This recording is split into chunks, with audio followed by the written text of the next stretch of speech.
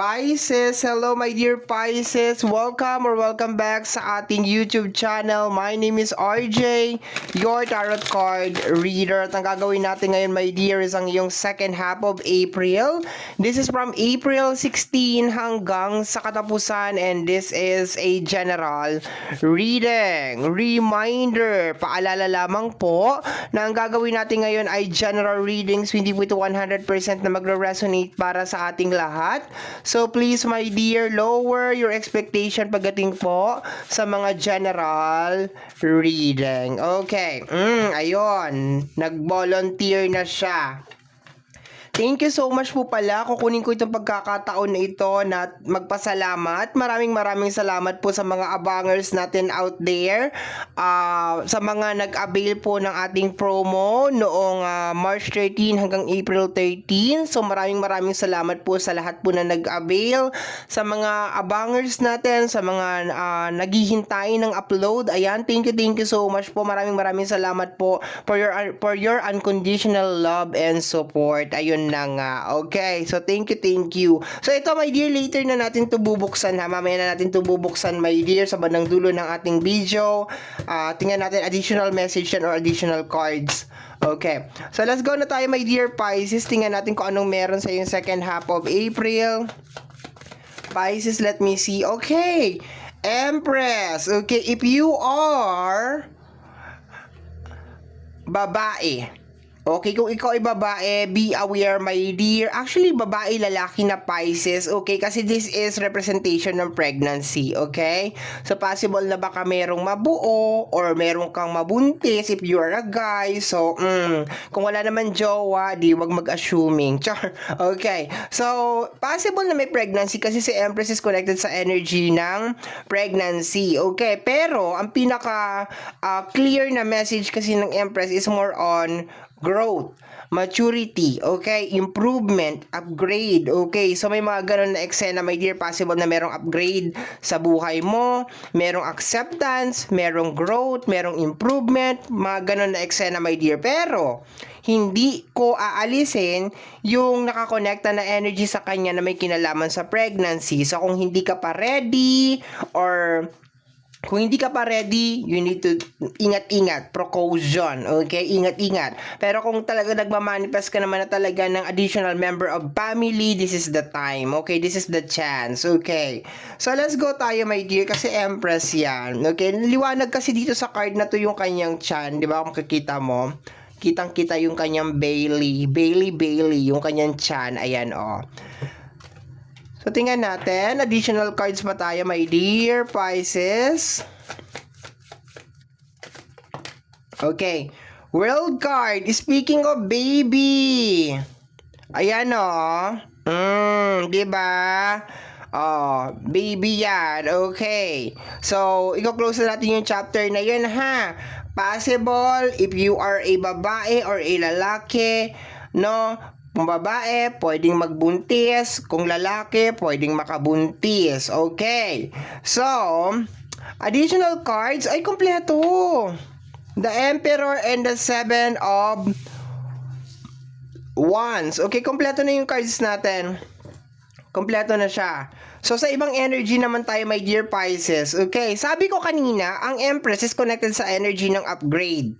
Okay, upgrade, improvement, awakening, acceptance. So, ang nakukuha ko dito, my dear, kung meron kang matagal mo nang pinapangarap, okay, matagal mo nang minamanifest sa life mo, my dear, this is the time, meron kang world card, meron kang Emperor, Seven of Wands, this is the time, my dear, na ipupush mo yung bagay na yan. Posible may kinalaman sa success, okay, ayan o. No, parang sinasabi mo dito, my dear, sa combination ng dalawang card na to na, okay, paglalaban ko na kung ano man tong bagay na ito, no? Lalo na, my dear, kung nararamdaman mo sa kaimbuturan ng iyong puso or ng iyong laman-laman na hindi ito dapat yung buhay na meron ako. Or parang nararamdaman mo, my dear, na may nakahandang magandang life or magandang opportunities para sa iyo na magiging si Emperor ka, my dear. Okay? So, isa yun sa mga energy na nakukuha ko dito sa card na to. Isa pa sa energy na nakukuha ko sa card na to is more on authority.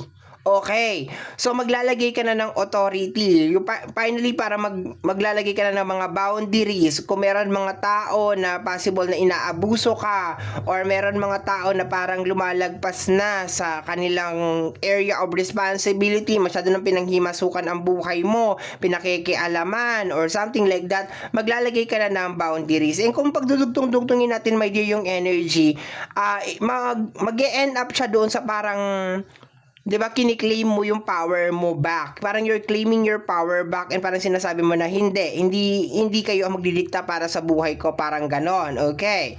So ayan. Let me see, my dear, clarify natin siya. Clarification. Ang ganda ng energy na to. This is energy of parang something new. Parang mag-i-start, my dear, ng something new. Posibleng panibagong opportunity, lalaban ka ulit sa buhay, mag-i-start all over ka ulit. Posible naman na energy ng, yun nga, baby, meron mabubuo, ganon. Okay, yeah, very, very, ano siya, okay. And putting authority sa buhay mo. Ibig sabihin, parang, yeah, but it's more on parang claiming your power back ang nakukuha ko. Parang akin na yung mga bagay na kinuha nyo sa akin na yung mga bagay na para talaga sa akin. Parang gano'n ang nakukuha ko dito. And you believe, my dear Pisces, talaga na you are the emperor. You will be successful in life. Yun ang nakukuha ko dito sa card na ito. Ayan o, Empress pala at saka Emperor, mag-asawa to, my dear. Okay? Mag-asawa to. Middle yung energy ng world card. Possible din na baka meron din mga relationship na ipaglalaban mo. For example, inagaw yung asawa mo, kinuha sa'yo. Sasabihin mo, ay hindi.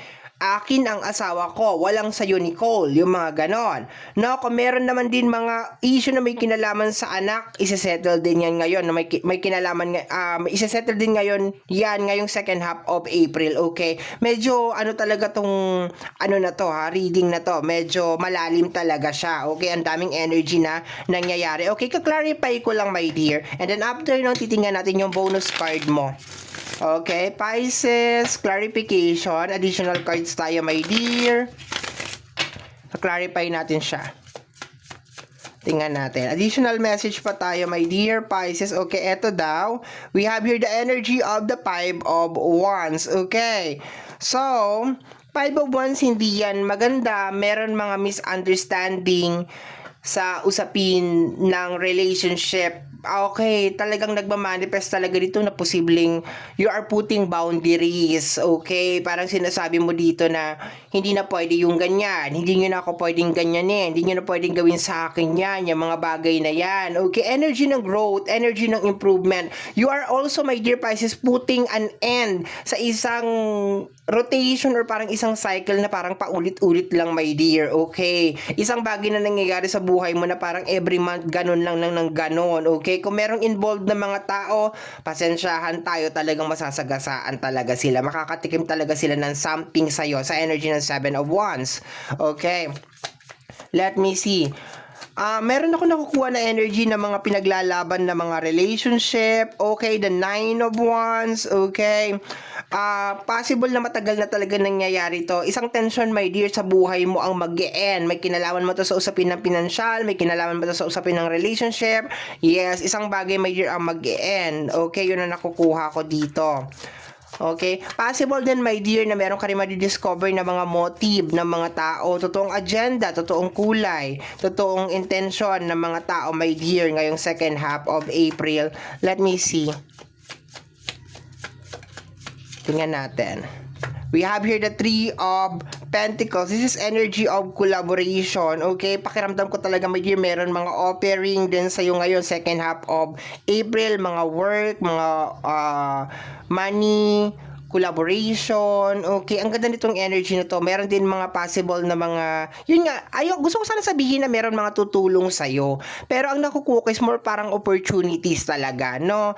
So, mga oportunidad na may kinalaman sa usapin ng pinansyal. Mga option, my dear Pisces, no? Option. Okay, kung lately may nangyayari ngang hindi maganda sa buhay mo, you will see option ngayong second half of April na ay, pwede pala ito. Meron palang available dito, may position pala dito, may ganyan pala. And putting some end. Paulit-ulit ako doon kasi paulit-ulit din yung energy. Maglalagay ka ng ending sa isang sitwasyon sa buhay mo. Ang ganda nito, my dear, kasi pag magtuloy-tuloy to, success to. Transformation, my dear, sa buhay mo. Okay? We have here the energy of the Eight of Cups, cutting any toxic connection. Yun na nakukuha ko dito. Or any toxic na energy, you're cutting it, my dear. Yung repeated na cycle, my dear Pisces, yung paulit-ulit na nangyayari sa buhay mo, ikakat mo yan ngayong second half of April. Sasabihin mo, ayoko na, pagod na ako, tama na. Kung meron mga issue ng third party, I think this is the time, my dear, na papipiliin mo yung partner mo, okay?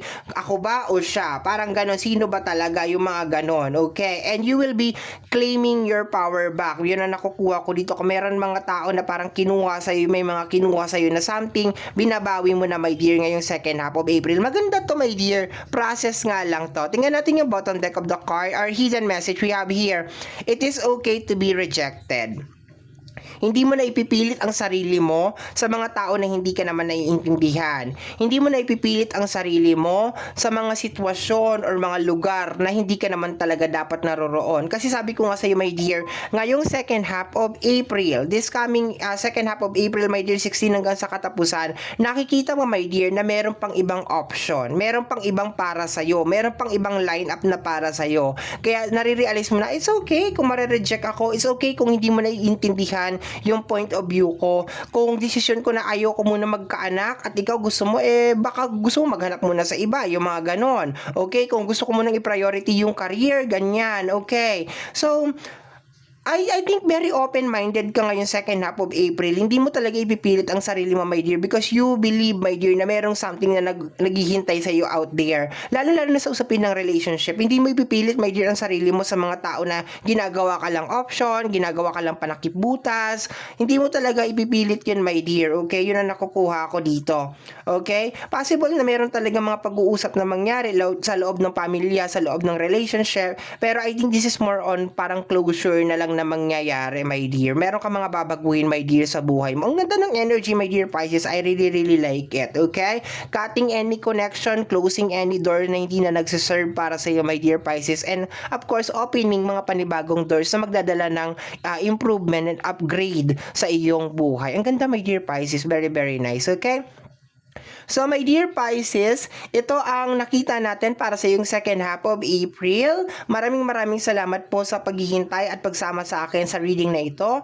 And always remember, my dear, na ang mga cards natin ay gabay lamang po. Tayo pa rin po ang gumagawa ng ating kapalaran. Maraming salamat po.